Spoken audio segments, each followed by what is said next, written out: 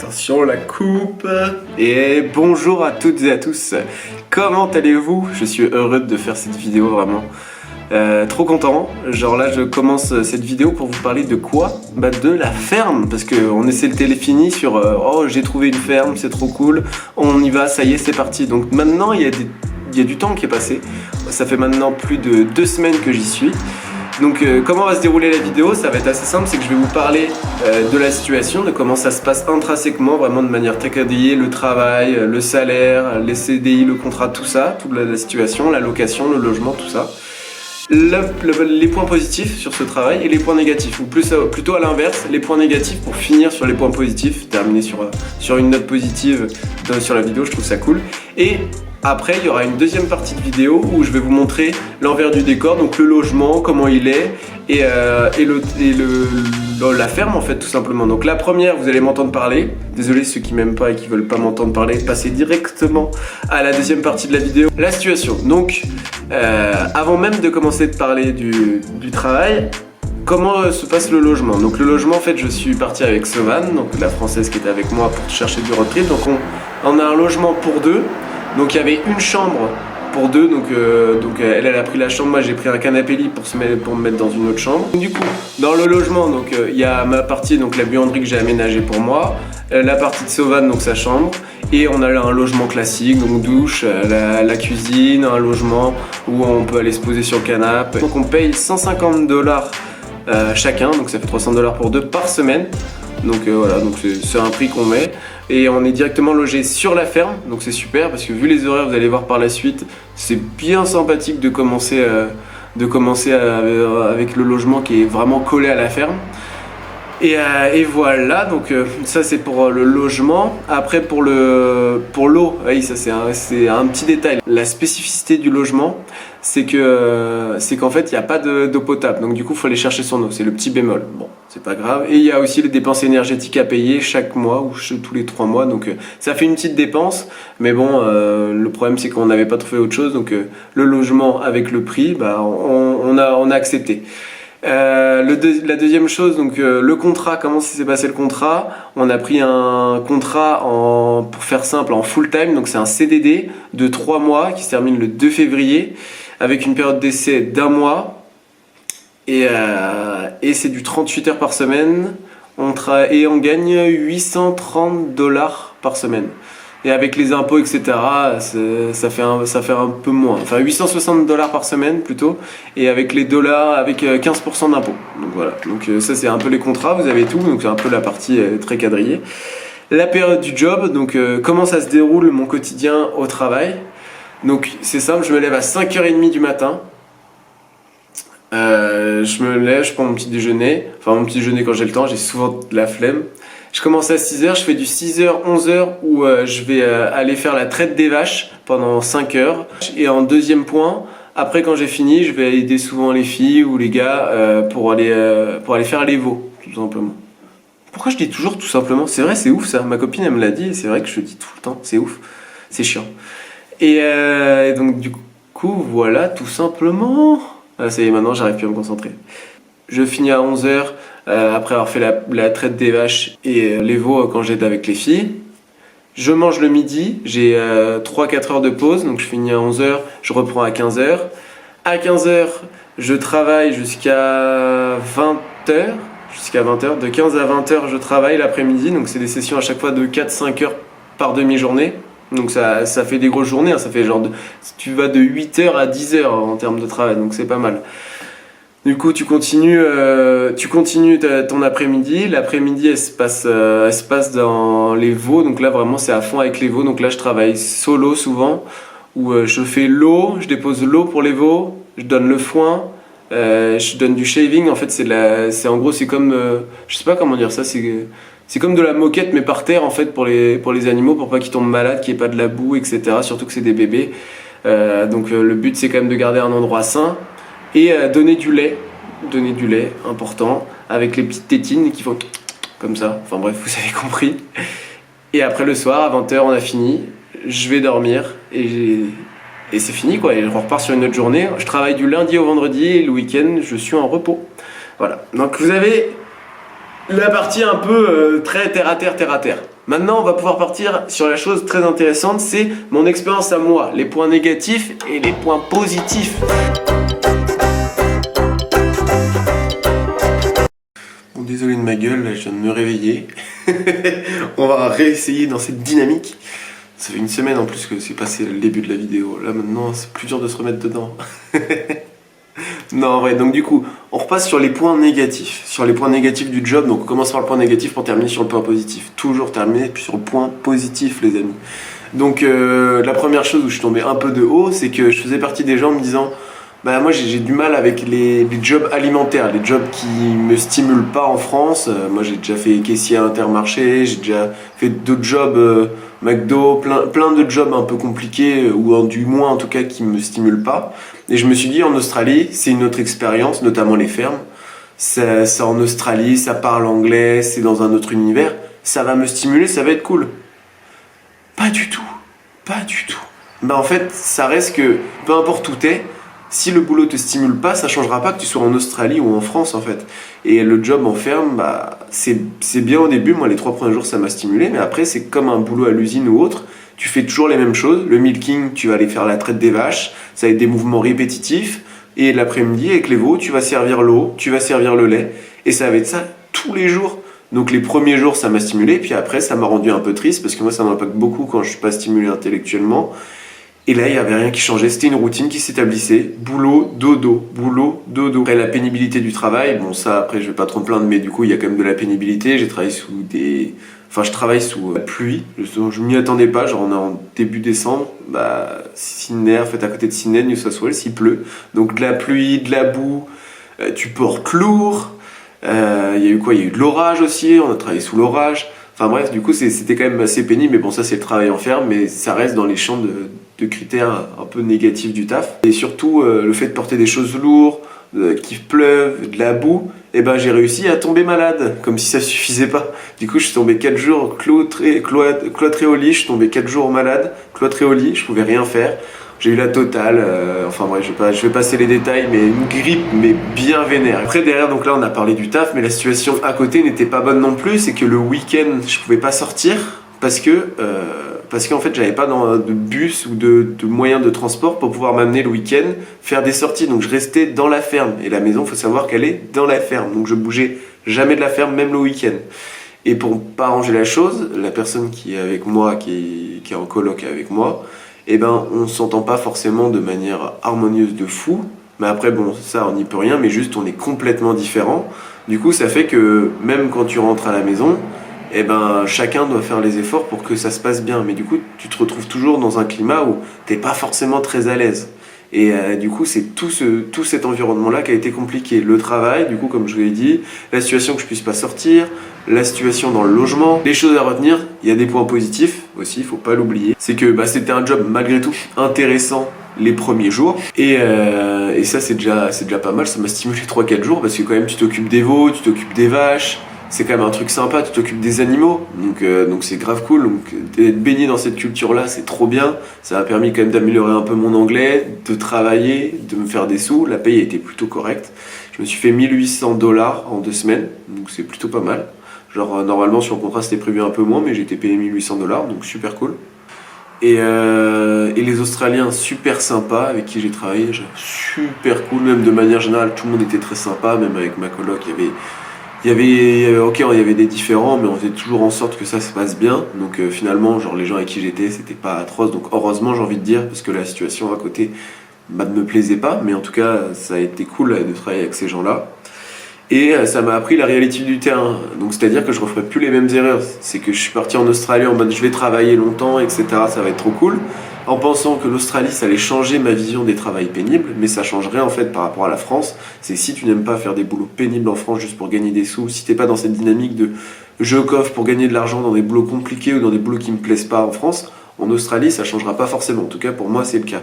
Je suis plutôt quelqu'un qui aime bien travailler en mode boulot passion, parce que je suis animateur sportif de base, je suis coach sportif, enfin je voudrais être coach sportif, je suis animateur en saison. C'est des boulots qui me passionnent et j'ai toujours été là-dessus. Donc finalement, de continuer en Australie à faire des boulots qui me plaisent pas, ça va pas être mon délire. Donc là, je vais m'axer vraiment sur le road trip par la suite, vous allez le voir. et plus profiter, genre voir plein de choses, plein d'expériences en mode vraiment road trip. Et quand j'aurai plus de sous, bah on reviendra en France pour faire des boulots qui me plaisent, pas des boulots pénibles, parce que malheureusement en Australie, quand t'as pas forcément un très bon niveau d'anglais ou tout simplement tes diplômes ne sont pas reconnus en Australie, bah t'auras le droit qu'à un secteur de boulot, et c'est souvent ce que ne veulent pas faire les Australiens, ce qui paraît logique. Souvent un pays va faire ramener des gens, mais pour faire les boulots que les locaux ne veulent pas.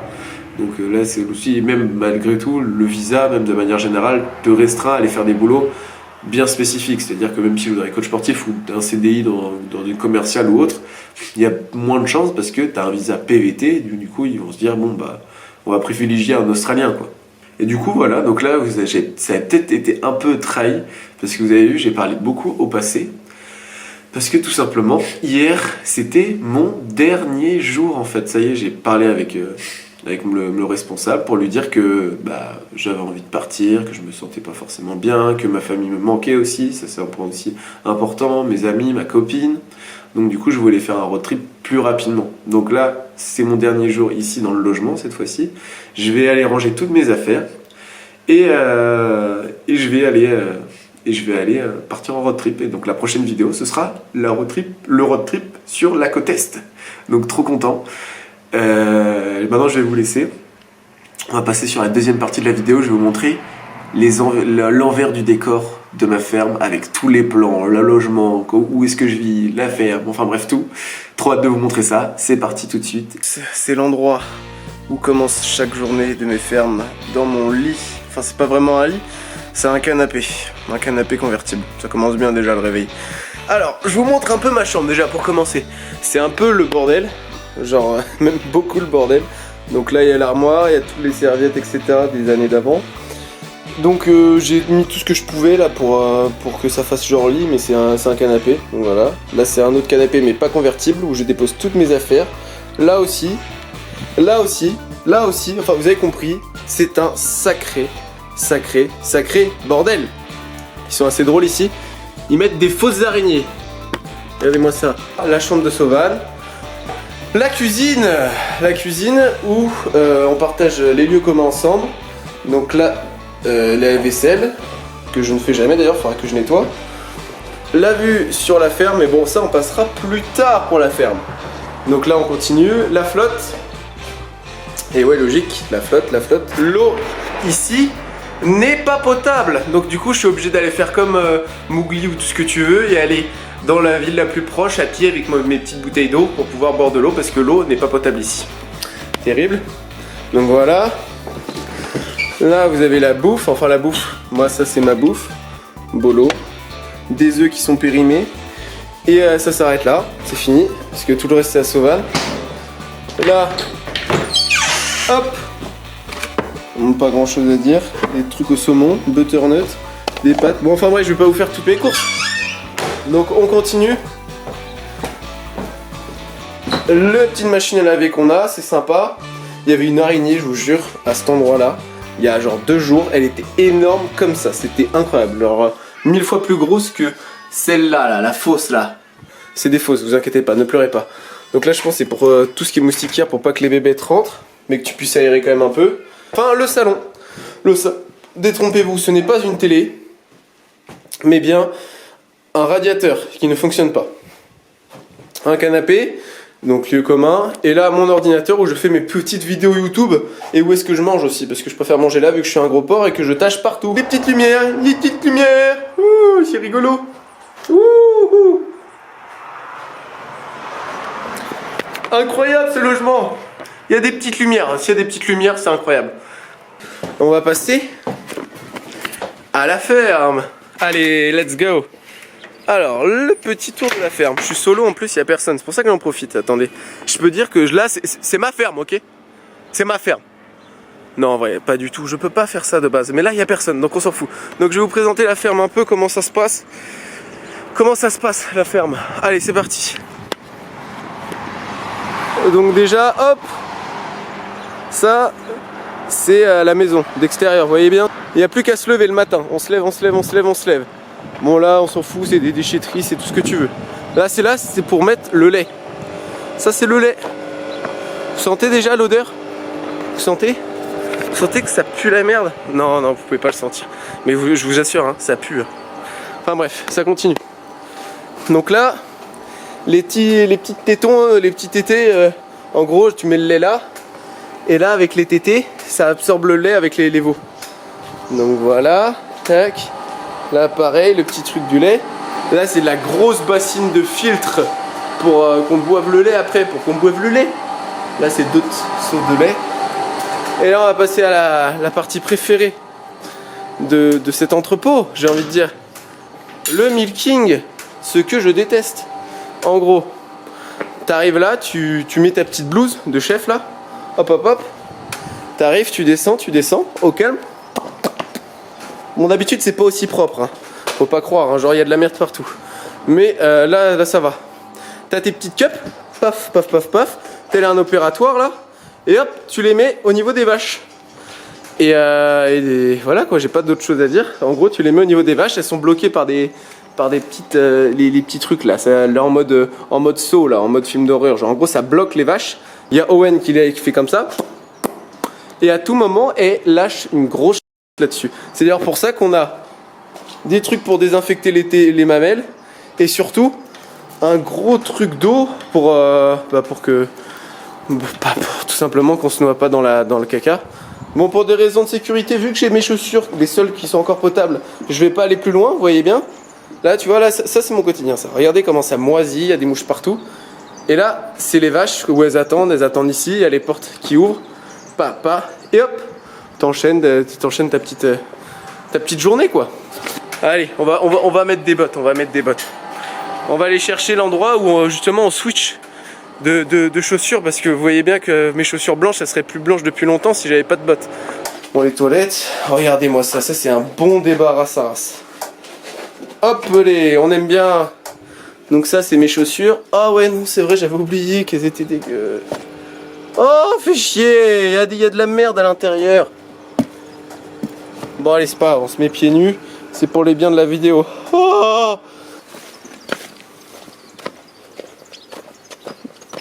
donc voilà, donc là on va passer aux vaches. Donc je vais pas vous montrer toute la zone de vaches parce que ça va être long.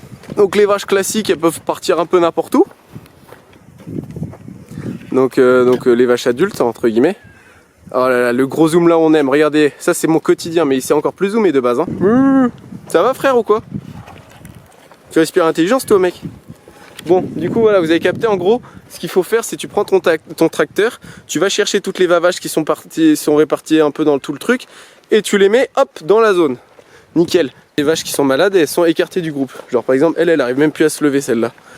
Elle veut même plus boire de l'eau. Frère, bois aussi toi là, juste parce que t'es blessé. Allez Ryu, lève-toi, mince. Allez, ça continue. On va aller passer maintenant. On va terminer par le plus important. Le plus important. Donc on va se bouger. La partie la plus importante, enfin non pas la plus importante que j'adore, mais peut-être l'une des plus importantes, les veaux. Regardez-moi ça. Allez, on fait cette séance mignon. Salut les bébous. Et bien sûr là ils pioncent, ils ont trop chaud. Ils ont trop chaud, il y en a qui sont malades, c'est le clan des malades. Ils bougent pas trop. En fait ils bougent tous pas trop, vous avez chaud hein, les bébés hein. Bon là ils sortent pas trop, mais normalement tu mets les tétines là que vous avez vu juste avant, là les petits trucs verts, tu mets les tétines et ils boivent le lait. Là c'est pareil, t'as les autres veaux.